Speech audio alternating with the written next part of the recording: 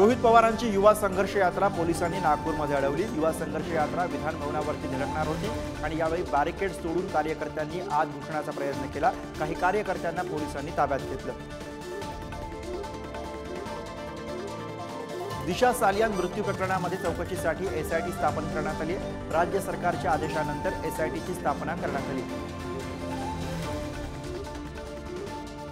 मला विरोधी पक्षनेता व्हायचं नव्हतं, आमदारांनी परस्पर पवारांना सह्यांचं पत्र दिलं, असा गौप्यस्फोट हा अजितदादांनी पुढारी न्यूजशी बोलताना केला।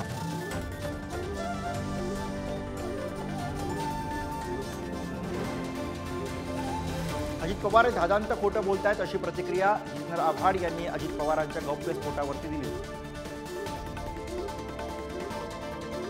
ड्रग्स तस्कर ललित पाटील प्रकरणी विधान परिषदेमध्ये चर्चा करण्यात आली आणि या प्रकरणामध्ये पोलिसांचा सहभाग नसल्याचं स्पष्टीकरण हे गृहमंत्री देवेंद्र फडणवीसांनी दिलं।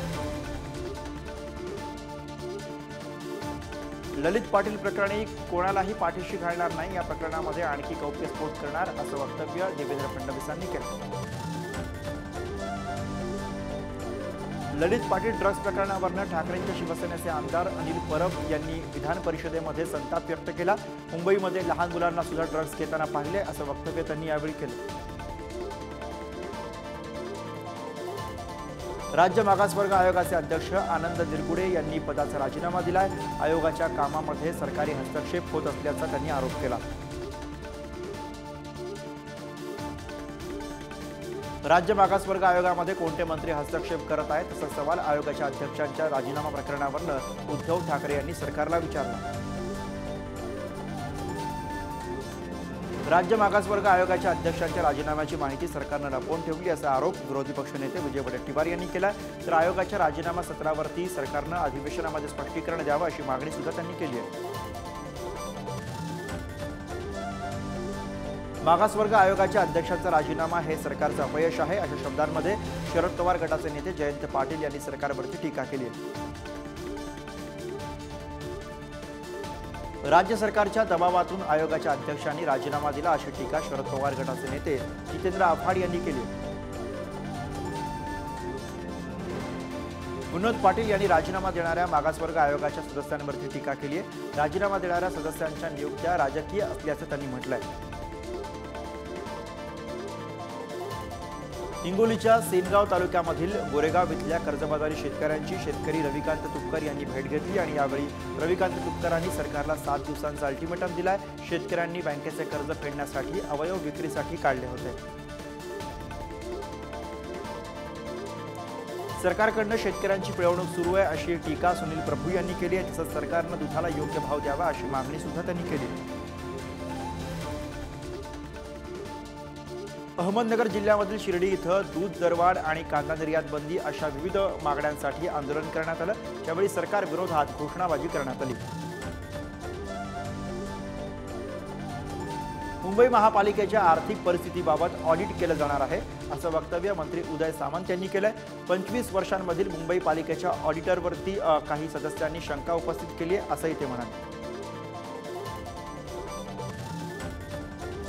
मुंबई महापालिकांच्या ऑडिटवरून सत्ताधारी आणि विरोधक आमने सामने आलेत आणि सगळ्याच महापालिकांची चौकशी करण्याची विरोधकांनी मागणी केली। न्यायमूर्ती लोयांच्या मृत्यू प्रकरणाची नव्यानं चौकशी करा अशी मागणी ठाकरेंच्या शिवसेनेचे नेते अंबादास दानवे यांनी केली।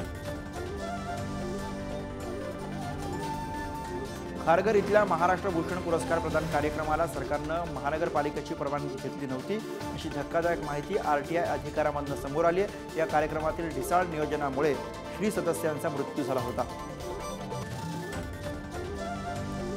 जुन्या पेन्शन योजनेच्या मागणीसाठी नागपूरमध्ये कर्मचाऱ्यांचं आंदोलन सुरू आहे। यामध्ये उद्धव ठाकरे, आदित्य ठाकरेंसह संजय राऊत यांनी सुद्धा सहभाग घेतला। मी मुख्यमंत्री असतो तर आज तुमच्यावरती आंदोलन करण्याची वेळ आली नसती। जुन्या पेन्शनसाठीच्या आंदोलनामध्ये उद्धव ठाकरेंनी मुख्यमंत्री शिंदेंवरती टीका केली आहे। दिशा सालियान प्रकरणी एसआयटीनं माझी आणि आदित्य ठाकरेंची समोरासमोर चौकशी करावी। एसआयटी चौकशीनंतर आरोप सिद्ध होतील असं वक्तव्य भाजपा आमदार नितेश राणेंनी केलं।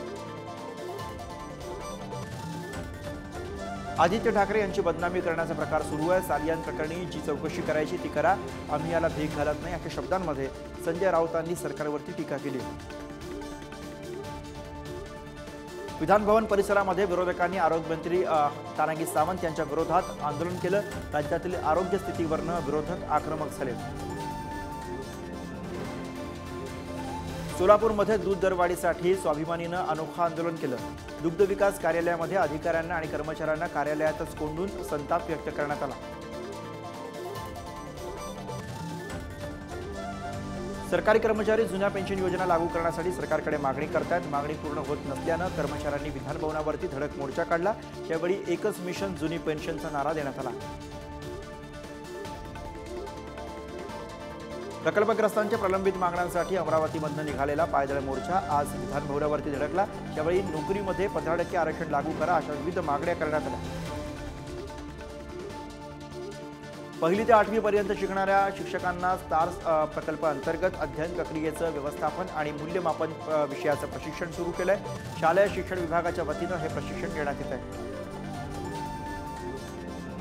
स्वर्गीय गोपीनाथ मुंडे यांच्या जयंतीनिमित्त वंजारी समाजाच्या वतीनं जळगाव शहरामधून भव्य मिरवणूक काढण्यात आली। यावेळी चित्ररथाच्या माध्यमातून त्यांच्या आठवणींना उजाळा देण्यात आला। अमरावतीमधील नामांकित आराधना कापड व्यावसायिक प्रतिष्ठानवरती जीएसटी पथकाची धाड पडली। महत्त्वाची कागदपत्र आणि फाईली ताब्यात घेण्यात आल्याची माहिती आहे। धुळ्यामध्ये सिकल सेल सप्ताहानिमित्त जिल्हा रुग्णालयाकडून जनजागृती रॅली काढण्यात आली। रॅलीमध्ये शाळा महाविद्यालयांचे विद्यार्थी हे सहभागी झाले होते। पुढचा आठवडाभर रुग्णाच्या समुपदेशनासोबतच इतरही कार्यक्रम आयोजित करण्यात आले। माजलगाव पंचायत समितीमध्ये अनेक कर्मचारी गैरहजर असल्याची घटना समोर आली आहे। गटविकास अधिकारी प्रज्ञा माने गैरहजर कर्मचाऱ्यांना नोटीस काढणार आहेत। गिरवणपिंपरी इथं दलित कुटुंबाला करण्यात आलेल्या मारहाण प्रकल्पातील आरोपींना अटक करण्यात आली। या मागणीसाठी रिपाईसह विविध दलित संघटनेच्या वतीनं बाबळेश्वर इथं रास्ता रोको करण्यात आला। धाराशिव जिल्ह्यामधील अणदूर इथल्या प्रसिद्ध खंडोबा यात्रेस उद्यापासून सुरुवात होते। या पार्श्वभूमीवरती मंदिरावरील आकर्षक विद्युत रोषणाई करण्यात आली। राष्ट्रवादी काँग्रेस पक्षाचे अध्यक्ष शरद पवारांचा वाढदिवस दिल्लीमध्ये साजरा करण्यात आला। खासदार फौजिया खान यांच्या हस्ते केक कापून त्यांचा आनंद व्यक्त करण्यात आला। यावेळी राष्ट्रवादी काँग्रेस पक्षाचे कार्यकर्ते मोठ्या संख्येने हजर होते। पुण्यामध्ये राज्य महिला आयोगाच्या अध्यक्षा रुपाली चाकणकरांवरती गुन्हा दाखल करण्याची मागणी संभाजी ब्रिगेडने केली आहे। दिवाळीच्या दिवशी चाकणकरांनी आक्षेपार्ह फोटो पोस्ट केला होता। तुळजाभवानी मातेचं सोनं गहाण प्रकरणी फौजदारी गुन्हे दाखल करण्याचे आदेश जिल्हाधिकाऱ्यांनी दिलेत। दागिने ज्यांच्या ताब्यामध्ये आहेत त्यांच्यावरती जबाबदारी निश्चित करून गुन्हे दाखल करण्यात येणार आहेत। म्हाडाच्या कोकण मंडळाच्या 5311 घरांच्या सोडतीमधील 2970 घरांसाठी करण्यात आलेल्या अर्जांची अंतिम यादी सोमवारी प्रसिद्ध करण्यात आली। अंतिम यादीनुसार अनामत रकमेसह प्राप्त 24,303 अर्जांपैकी 303 अर्ज अपात्र ठरले असून 24,000 अर्ज हे पात्र ठरलेत। कल्याणच्या बाजारपेठ परिसरामध्ये रेड्यानं धुमाकूळ घातला। एका नागरिकाला धडक देत या रेड्यानं जखमी केलं तर वाहनांचंही नुकसान केलं। पोलीस, अग्निशमन दल आणि वनविभागानं रेस्क्यू ऑपरेशन राबवत रेड्याला पकडलंय। विधानसभा अधिवेशनाच्या तिसऱ्या दिवशी नागपूरमध्ये तृतीयपंथीयांनी विधान भवनामध्ये प्रवेश पत्राविना जाण्याचा प्रयत्न केला, पण सुरक्षा रक्षकांनी काही वेळासाठी प्रवेशद्वार बंद केलं आणि त्यामुळे गोंधळ उडाला। यवतमाळच्या पुसद इथं मनोज जरांगे पाटलांच्या रॅलीमध्ये सोनसाखळी चोरांचा सुळसुळाट पाहायला मिळाला। त्यांना अटक करण्यात आली। यावेळी त्यांच्याकडनं 4 चाकी मोबाईलसह 6.5 लाखांचा मुद्देमाल जप्त करण्यात आला। वाशिम जिल्ह्यामधील प्रसिद्ध लोणीच्या श्री संत सखाराम महाराज यांच्या उत्सवाला आजपासून सुरुवात झाली आहे। देवस्थानकडनं यात्रेची जय्यत तयारी करण्यात आली आहे। मुंबईमध्ये शालेय स्तरावरील विद्यार्थ्यांसाठी समाजासाठी विज्ञान आणि तंत्रज्ञान या विषयांवरती बोर्डस्तरीय शालेय विज्ञान प्रदर्शनाचं आयोजन करण्यात आलं। खंडारा जिल्ह्यामध्ये झारखंडमधील काँग्रेस खासदाराच्या घरी सापडलेल्या बेहिशोबी मालमत्तेविरोधात भाजप महिला मोर्चाच्या वतीनं आंदोलन करण्यात आलं। पुण्यामध्ये बॅनरद्वारे शरद पवारांना वाढदिवसाच्या अनोख्या शुभेच्छा देण्यात आल्या। यावेळी शरद पवारांच्या भाषणातील वाक्य वापरत शरद पवार गटाच्या स्थानिक पदाधिकाऱ्यांकडून शुभेच्छा देण्यात आल्या। अहमदनगरच्या खडकी गावामध्ये एटीएम फोडण्याचा प्रयत्न अयशस्वी झालाय। सीसीटीव्हीवर स्प्रे मारून कटरच्या सहाय्यानं एटीएम फोडण्याचा प्रयत्न करण्यात आला। ही सगळी घटना सीसीटीव्हीमध्ये कैद झाली।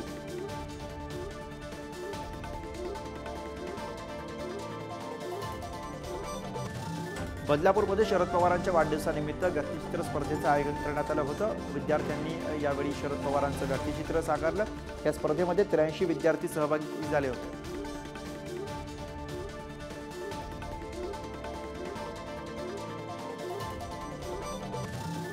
उपमुख्यमंत्री देवेंद्र फडणवीसांच्या पत्नी अमृता फडणवीस यांच्या हिरव्या बॉडीकॉन ड्रेसमधील लुकची सर्वत्र चर्चा होतीये।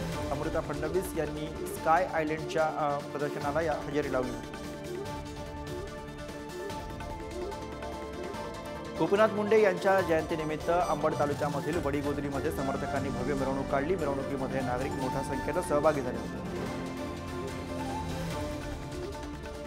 उद्धव ठाकरेंनी नागपूरच्या सेंटर पॉइंट हॉटेलमध्ये जाऊन शरद पवारांना वाढदिवसाच्या शुभेच्छा दिल्या। यावेळी संजय राऊत, आदित्य ठाकरे आणि अनिल देशमुख हे सुद्धा उपस्थित होते। जालना जिल्हा परिषदेच्या मुख्य कार्यकारी अधिकारी वर्षा मीना यांच्या दालनासमोर दिव्यांग बांधवांनी ठिय्या आंदोलन केलं। नवीन नोंदणी करणारे लाभार्थी निधी वाटपापासून वंचित राहतात, यासाठी आंदोलन केलं। कापूस आणि सोयाबीनच्या प्रश्नावरती राजकीय नेत्यांना गावबंदी करण्याचं आवाहन शेतकरी नेते रविकांत तुपकर यांनी केलंय। हिंगोलीमध्ये ते बोलत होते। अंबरनाथच्या कांसाई परिसरामधील शिवम इमारतीच्या बाल्कनीचा स्लॅब कोसळला। यामध्ये खाली पार्क केलेल्या दुचाकीचं नुकसान झालं असून सुदैवानं जीवितहानी झाली नाही।